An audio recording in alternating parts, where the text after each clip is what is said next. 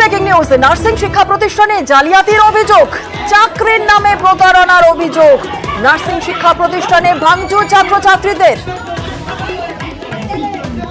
আরো একবার আপনাদের জানিয়ে রাখি, নার্সিং শিক্ষা প্রতিষ্ঠানে জালিয়াতির অভিযোগ, চাকরির নামে প্রতারণার অভিযোগ, নার্সিং শিক্ষা প্রতিষ্ঠানে ভাঙচুর ছাত্রছাত্রীদের। গড়িয়া স্টেশনের কাছে সংস্থায় উত্তেজনা, ভাঙচুর করা হয়েছে ক্লাসরুমের সমস্ত সরঞ্জাম আসবাব এবং দেখতেই পাচ্ছেন সেখানে রীতিমতো বচসা। গড়িয়া স্টেশনের কাছে সংস্থায় রীতিমতো উত্তেজনা, নার্সিং শিক্ষা প্রতিষ্ঠানে জালিয়াতির অভিযোগ। কি কি অভিযোগ হচ্ছে এই সংস্থার বিরুদ্ধে একটু জেনে নেব। আমাদের সঙ্গে রয়েছেন আমাদের প্রতিনিধি অর্পণ, কি জানা যাচ্ছে?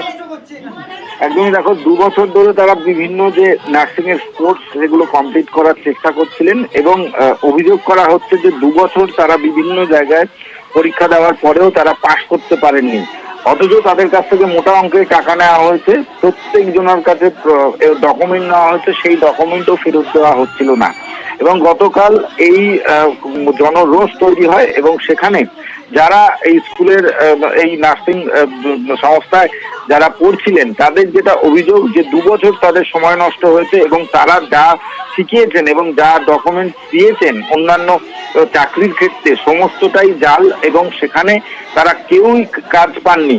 অর্থাৎ সন্ধ্যা থেকেই এইখানে উত্তেজনা তৈরি হয়। অবশেষে এই নার্সিং রুমের একাধিক জায়গায় সেখানে তারা ভাঙচুর চালান। যিনি কর্ণধার ছিলেন মানিকলাল জানা, তাকে ঘিরে বিক্ষোভ দেখান। বিক্ষোভের খবর পেয়ে নরেন্দ্রপুর থানার পুলিশ গিয়ে তাকে আটক করে নিয়ে আসে এবং ছাত্রছাত্রীরা যেটা অভিযোগ করছেন, মার্কশিট সহ নানা ডকুমেন্ট আটকে রাখা হয়েছে। একাধিকবার বলার পরেও সেগুলো দেওয়া হচ্ছিল না। অবশেষে তারা যে টাকা দিয়েছে সেই টাকা ফেরত দেওয়ার নামে যে চেক দেওয়া হচ্ছে সেই চেকগুলোই সবগুলোই জাল চেক, এমনটাই তারা অভিযোগ করছেন। স্বাভাবিকভাবেই ক্ষোভ উগড়ে পড়ে এবং এই যে নার্সিং বিল্ডিং রয়েছে যা এবং ক্লাসরুম সেখানে ভাঙচুর চালানো হয়েছে। তাদের অভিযোগ 2 বছর যে তাদের নষ্ট হয়েছে, সেই 2 বছর তাদেরকে যে কোর্স কমপ্লিট করার কথা ছিল সেই কোর্স কমপ্লিট করানো হয়নি। সব মিলিয়ে বলা চলে যে ছাত্রছাত্রীদের যে আগামী ভবিষ্যৎ নিয়ে ছিনিমিনি খেলা হয়েছে, তার জন্য তারা এই পুলিশ প্রশাসনের কাছে অভিযোগ দায়ের করেছেন এবং এই ঘটনার পিছনে কারা কারা রয়েছে এরকম জাল চক্র চালাচ্ছেন তাদের কঠোর শাস্তির দাবি করেছেন। জুনালা, ধন্যবাদ।